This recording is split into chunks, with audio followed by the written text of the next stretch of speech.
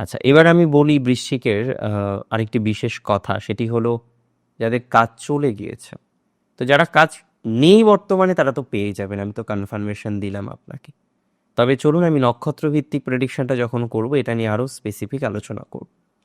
বৃশ্চিকের দাম্পত্য কিন্তু মধ্যম। এখন যে পরিস্থিতি আছে, অনেকেরই দাম্পত্য জীবনে কলহ বিবাদ চলে, অশান্তির অবকাশ আছে। একটা স্ট্রেসফুল সিচুয়েশনের মধ্যে আপনাকে বারবার চলতে হয়, একটা স্ট্রেসফুল সিচুয়েশনের মধ্যে দিয়ে আপনাকে বারবার কনফিউজ থাকতে হয়।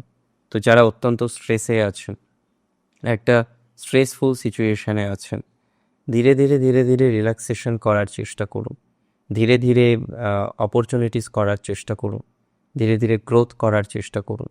তা আমি বিশ্বাস করি কি বলুন তো, যে আপনার এই যে নেগেটিভ একটা ভাইবস, হ্যাঁ, আছেন অনেকেই, এই জায়গা থেকে একটা পজিটিভ ভাইবস প্রাপ্তির সম্ভাবনাটা রোজ